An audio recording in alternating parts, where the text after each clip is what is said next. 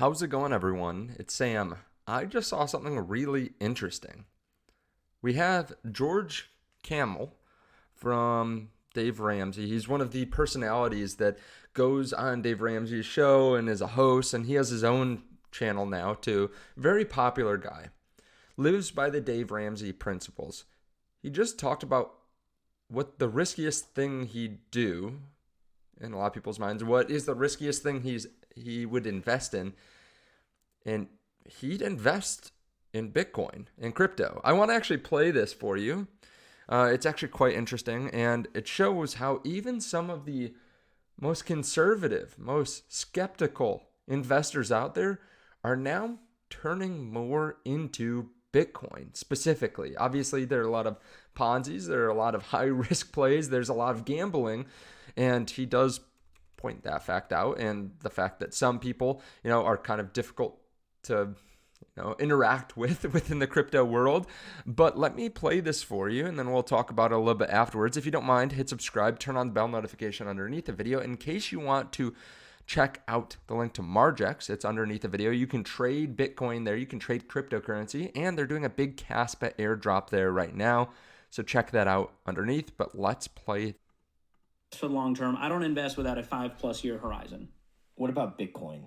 My feelings on Bitcoin, I wouldn't say they've changed. I'm not a Bitcoin hater. I personally don't have any cryptocurrency. I'm not mad if people do. I just hope that they're also investing at least 15% into retirement accounts, into tried and true methods, and then using their fund money to invest in crypto. And if you're going to invest in crypto, Bitcoin is the current winner with the best track record. Would you? Now, I'll give my thoughts on this afterwards, but keep in mind, this is someone that works closely with Dave Ramsey. They believe in 15-year mortgages that you pay off as soon as possible, no matter what the interest rate is. And while he's not saying to go put a lot of money into Bitcoin, right? A lot of people watching this channel do not agree with him. They think that you should put more money into it. The fact is, he's still saying that, maybe it makes sense. Maybe you want to do that, and he's okay with it. Keep that in mind, because these are people that don't even use credit cards. It's kind of crazy. Let me keep playing it for you, though. Do you invest 1% of your net worth in Bitcoin? Ooh, would I? I don't know at what point I would be comfortable doing that versus just putting it into the market, in even a brokerage account, into an index fund. I'm much more comfortable just throwing money into an index fund versus, well, what if that money could 20x? But you could put it in a Bitcoin ETF. What would that ETF do for me versus just Bitcoin solo? The ETF would just be easier to buy, and you'd be able to do it from within a But it's still one coin. Account. Yeah, it's still like a single stock in that regard. Yes. If there was I'll say this, if there was an ETF or index fund that had a collection of the best cryptocurrencies, I would say, all right, I'll put some fun money in there. That would be my caveat. I have a feeling at some point that's going to happen. Well, and the whole idea is that it's unregulated. But now as it gets more regulated, it kind of takes the steam out of it, in a sense. Now, I get there's a finite amount of Bitcoin and all of that, and it can't be devalued with inflation and printing money. So that part is actually the most interesting part to me. I talked to Tom Bilyeu about this. Yeah. But really what bothers me is the people that are into it. It's not the crypto, it's amoral. It's like a brick. You can throw it through a window, you can build a school. The people that are into Bitcoin, like once you have hashtag Bitcoin in your X profile, I'm like, oh, you're not okay. Like there's mental health issues. Okay, so I know some people feel strongly about that, and some people disagree with this. But remember, this is someone that's in the investment space, has a lot of viewers, has a lot of pull. People feel very strongly about Dave Ramsey, and people that have gotten rid of debt through Dave Ramsey love him. It's kind of like Bitcoin, right? Where it almost feels like emotional. Now, what he points out there is that he doesn't like when people are like too into Bitcoin, because there are a lot of people that say you're an idiot if you don't have Bitcoin, that kind of stuff. And I don't think that's a way to reach people, right? I never try to shove Bitcoin down anyone's throats, right? I don't talk about it much in my daily life. If someone asks me about it, I'll tell them my thoughts on it. But just like here, like you find this video because you're searching for Bitcoin. Now, I think people buy Bitcoin at the point that they deserve, at the price that they deserve, and they buy it because they need it, right? Especially when you look at like what Michael Saylor did. He bought Bitcoin because he needed something to outperform, right? He was losing money due to asset inflation and just in general, the devaluation of currency.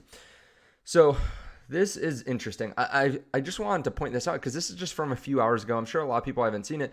But before this, this is how conservative an investor George is, that he was talking about buying your first rental property in cash.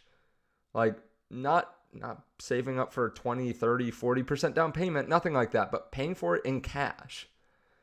Again, I'm not saying that what he's saying is right or wrong or anything like that. Obviously, very risk-off investor. We're just only talking about 1% of Bitcoin, but that shows, again, how far we've come. Now, he isn't Dave Ramsey, right? Dave Ramsey has his own thoughts, but he's kind of an offshoot of Dave.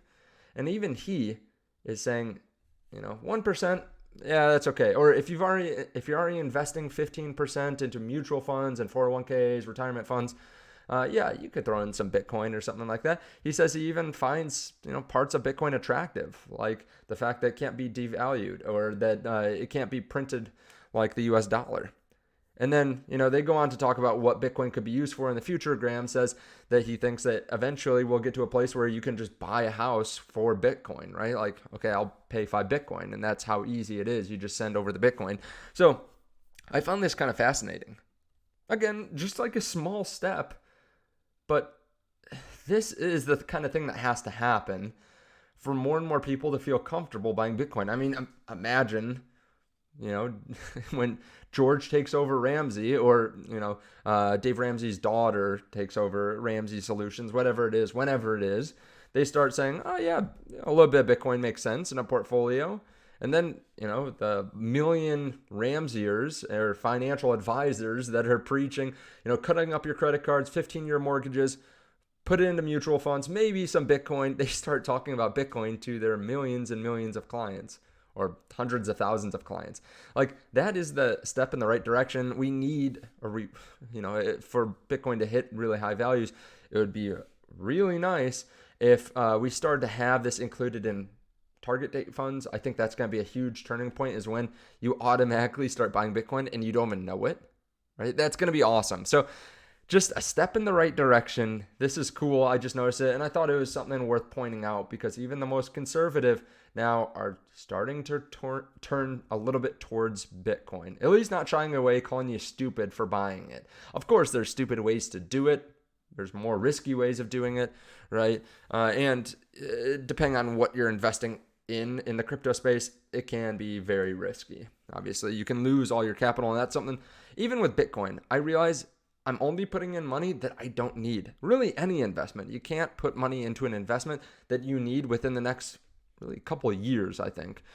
George said at the beginning of the clip that he always looks at least at a 5-year horizon. And I think that's a good point, no matter what industry you're in or what you're investing in. Let me know your thoughts on this underneath the video. Again, if you are someone that wants to get an outsized return, you can try leverage trading, or if you already do leverage trading, you can try out Margex. Of course, make sure you know what you're doing, right? Because that is risky, but you can also get outsized returns. Thank you so much. I appreciate it. I'll see you all in the next video.